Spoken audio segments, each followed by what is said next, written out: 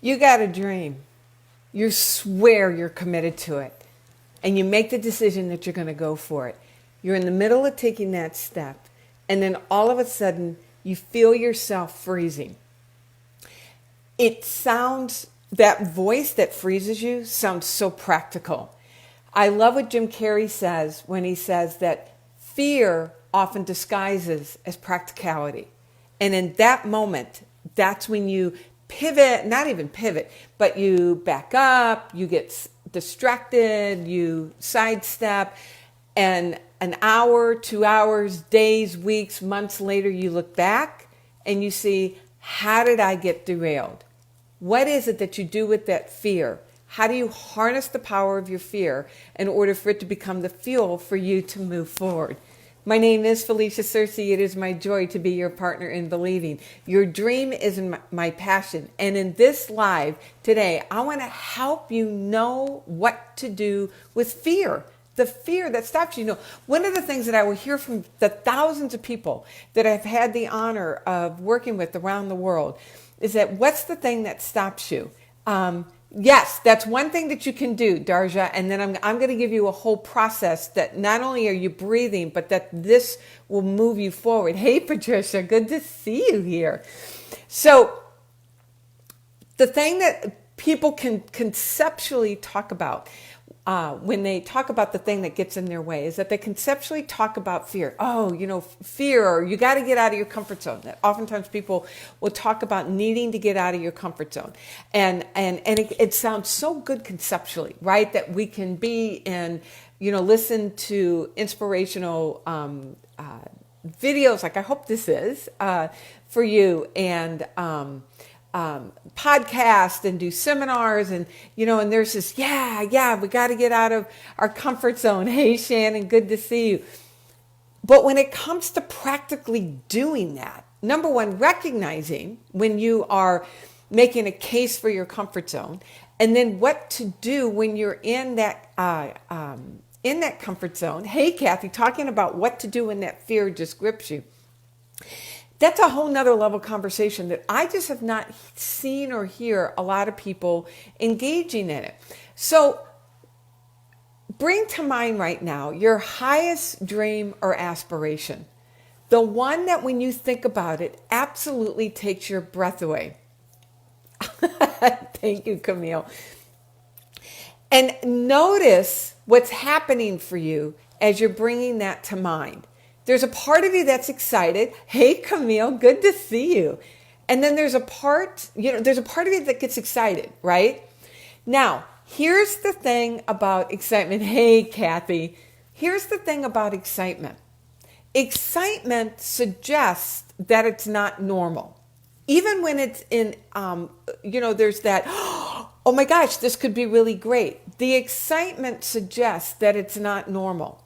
And what happens that when there is something getting activated in your body that says it's not normal, your defenses will wake up and start going to work to bring you back down to your status quo. Oh, good, Michelle.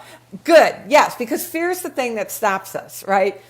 So first of all, to realize that when you start thinking something more expansively, which is your dream, which your desire, the women in this community, that you have a desire to serve deeply with the work that you're doing in the form of your business. When you think about doing something so much more expansively, so much more, that's bigger than what you're currently doing, and you get that feeling that's activated, I want you to recognize that that's actually good news. You want to activate that excitement. You want to activate that kind of breathlessness, because what it's suggesting is that you are right there on the edge of something beyond anything that you've ever known for yourself before.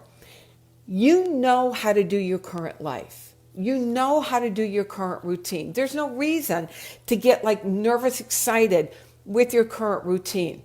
You've learned how to do that. You've learned how to grow your world to accommodate this degree of good that you've got in your friend.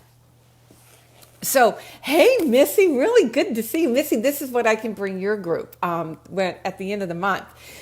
So, when you acknowledge and recognize that there's fear waking up inside of your body, what feels like fear, whether it's excitement or the part that wants to stop you, the first thing you want to do is celebrate it. You want to celebrate it. Your fear is actually good news.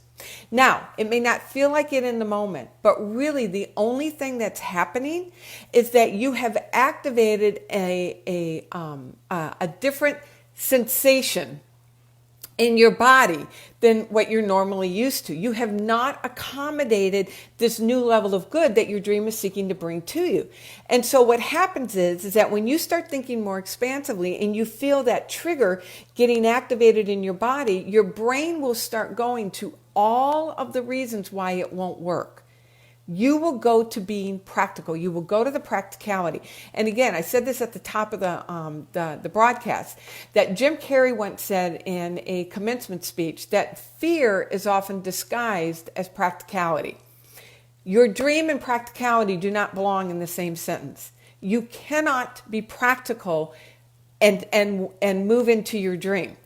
I was talking last night with one of my groups that I work with, and we were looking at the word nonsense. When you think about the word nonsense, I love that word because when somebody says that's nonsense, effectively what they're saying is that it is beyond the world of the senses.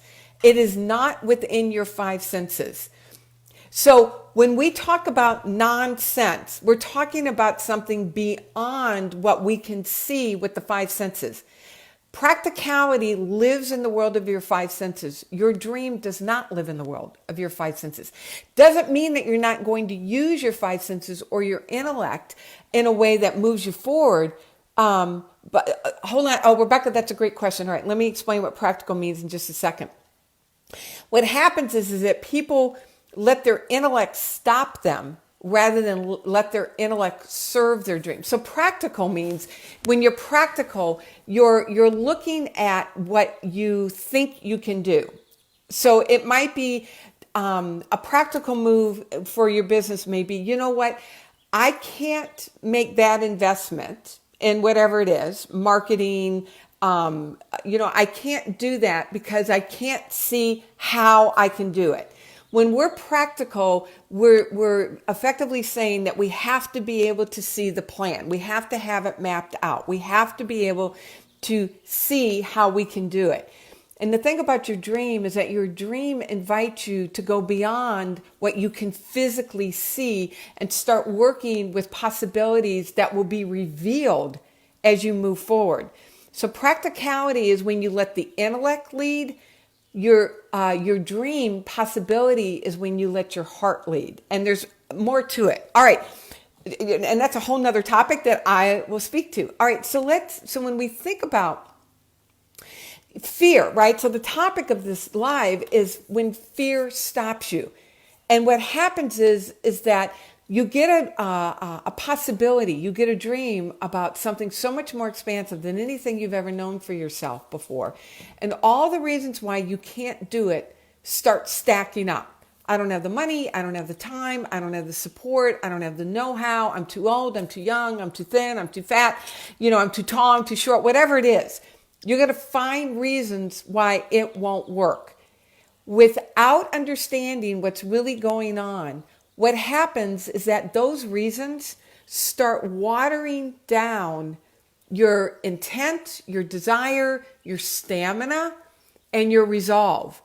And you back off of it. And you think you're doing a smart thing, but what you're effectively doing is turning down the steam of your desire, which is actually your fuel to move forward with it. I did a whole nother video several weeks ago on the power of your desire. So what happens is that when we let the fear talk, and it doesn't show up and say, hi, I'm your fear, I am here to derail your dream. It's showing up as really good sound reasons as to why you can't move forward.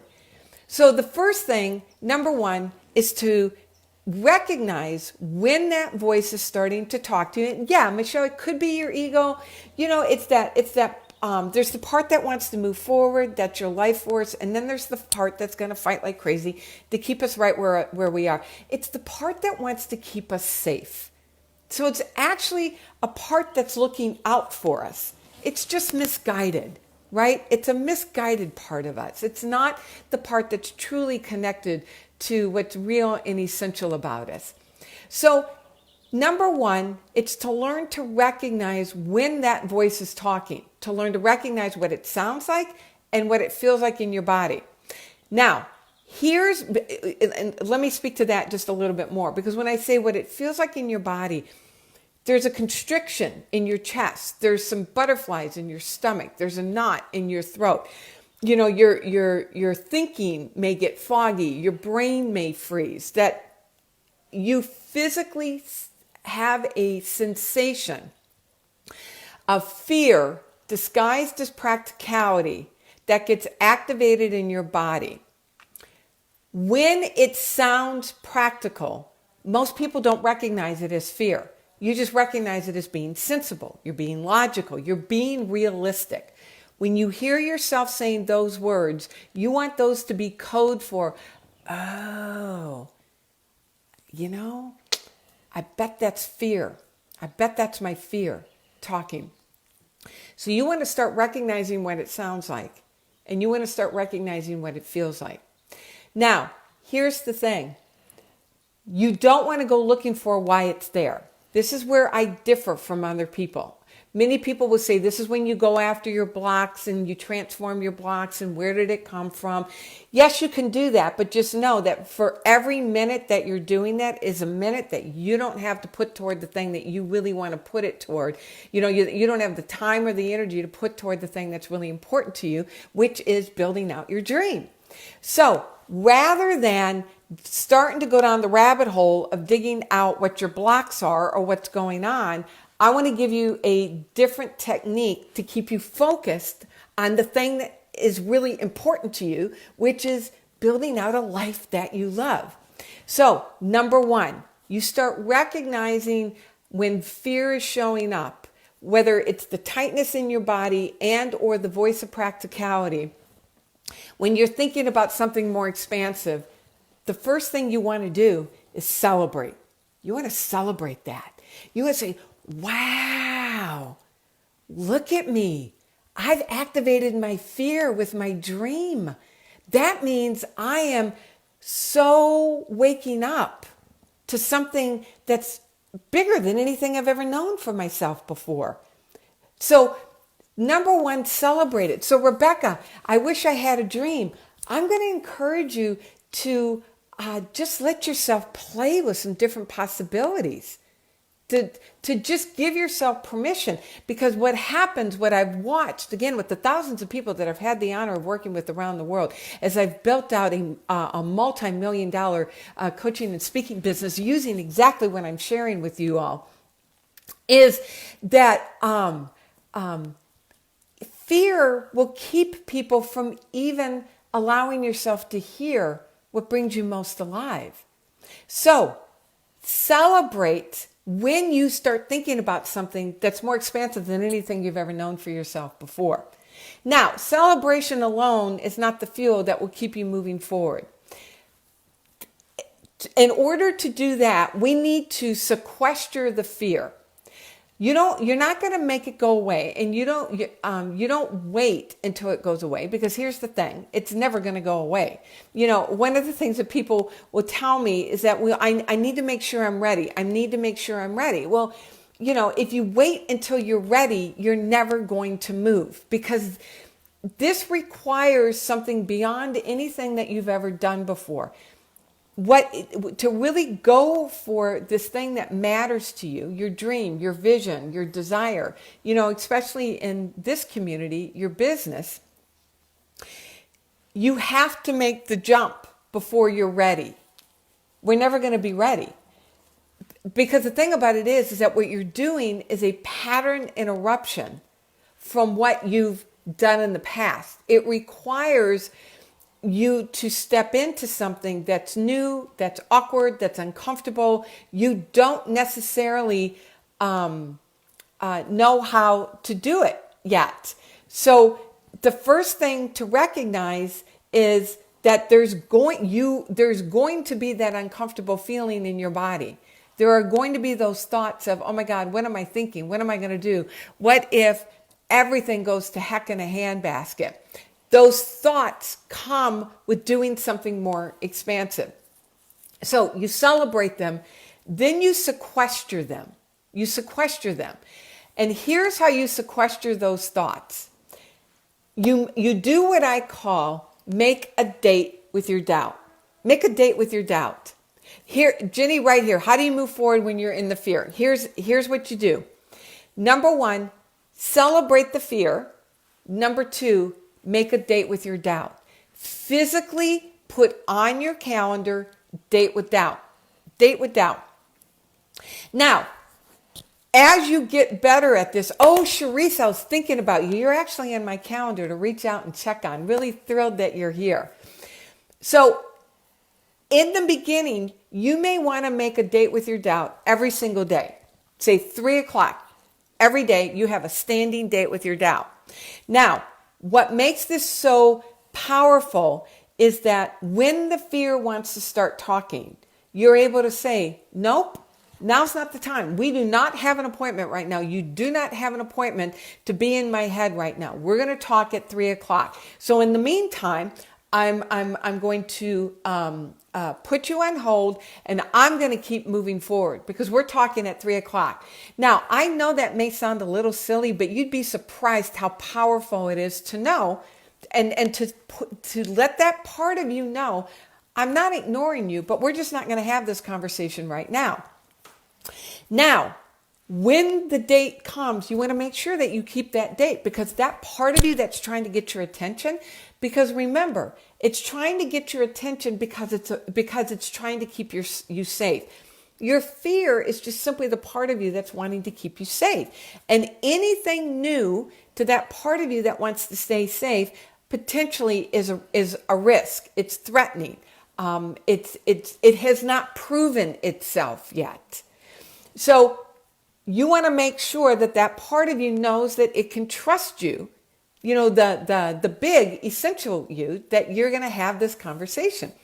So the time for your conversation comes, you sit down with a notebook and you let your fear talk.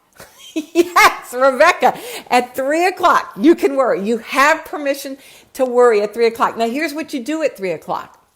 There's a structure to this.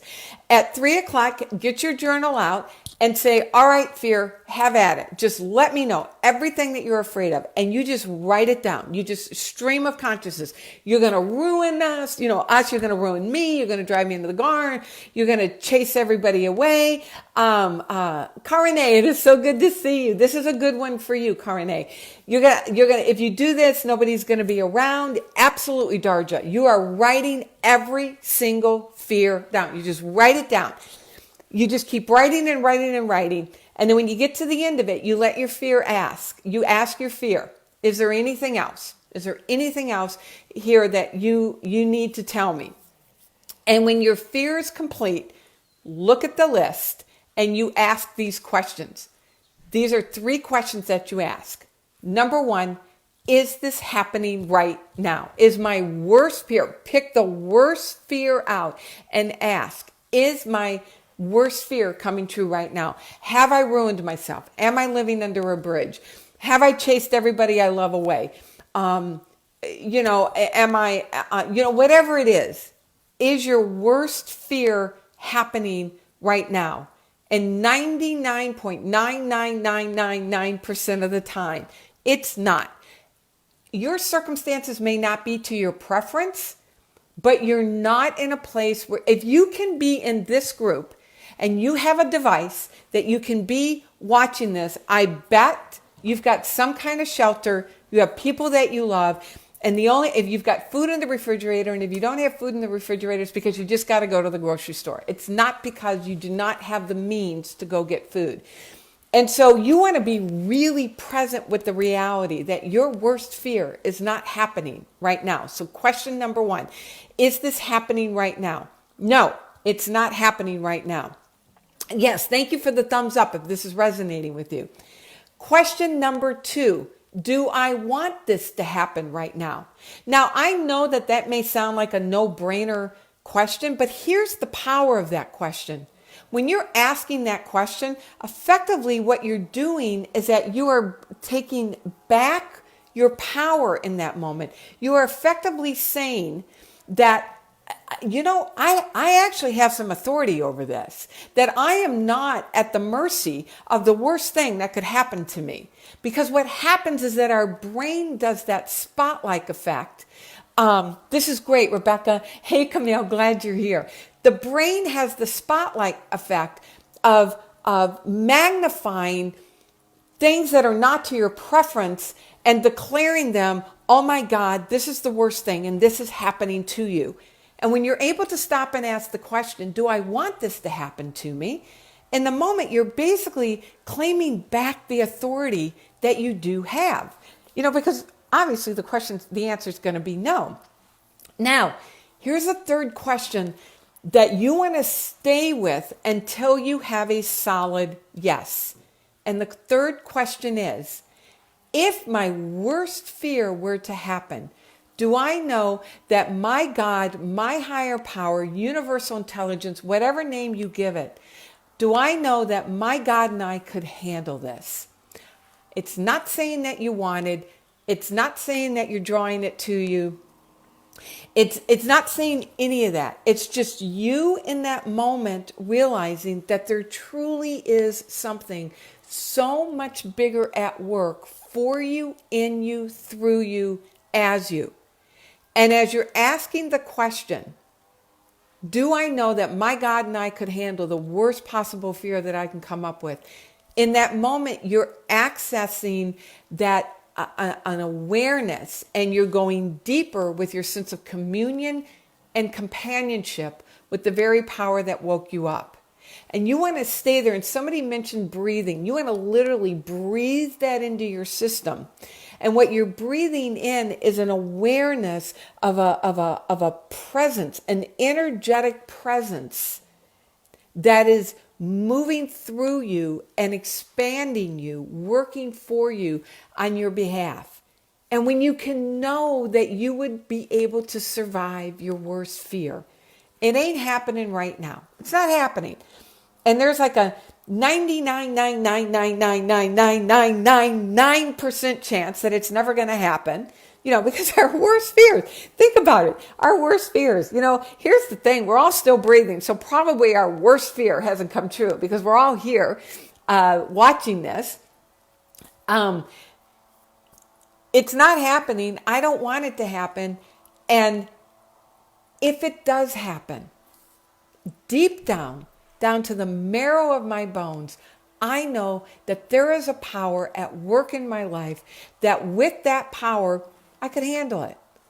Doesn't mean I want it. Doesn't mean I would like it. Doesn't mean it would be comfortable. But I know I could handle it. Ground that. Literally breathe that into your system.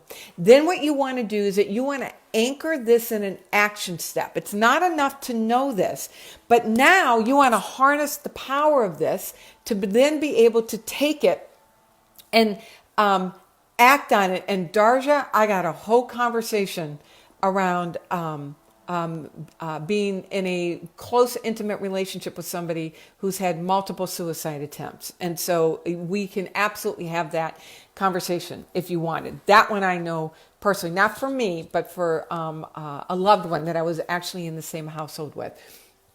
So then you want to ground it. You want to ground it in an action step. It doesn't have to be a big, complicated action step. It can be a 5-minute action step. It can be you make the phone call, you answer the email, you reach out. You take some kind of action to ground this whole process. That's it, Michelle, because remember, the whole purpose of your dream is to grow you into an even greater version of yourself and to deepen your sense of awareness, communion and companionship with the very power that wove us into existence. Now, this is a rinse and repeat, because you are moving towards something so much more expansive than anything than you've ever done before. So the fear then becomes a companion, but it's no longer the thing that stops you. It's the thing that brings you deeper into what's real and true. All right, so I hope that has served you. What the technique, make a date with doubt. Once you make a date, keep the date. Let the fear talk. 3 questions. Is this happening right now? Do I want it to happen? And if it happens, will my God and I be able to handle it? You stay solid until there's a no, yes. And then you get up, thanks, Michelle. And then you get up and you take an action step to ground it. All right, so I have a gift for you all before we hang up here. So I have a process, a formula that I have developed for you, and I want to give that to you as a gift. Living your best life, letting go of self-doubt, fear, and others' expectations to live the life you've always dreamed. If you want that, go to FeliciaSearcy.com free gift, and I put it up in the description. That'll get you the gift. I do lots of inspirational stuff that you'll have access to. I've got some free stuff coming up where I'm going to be doing virtual events. So FeliciaSearcy.com /free gift. All right, I just absolutely adore and have so much respect and admiration for each one of you. It's breathtaking, the power that every single one of you holds. And, you know, this dedication to your business is your dedication to your dream. And know that it is the way that you are bringing your highest contribution to the body of humanity. Mwah! I'll be back next week. God bless.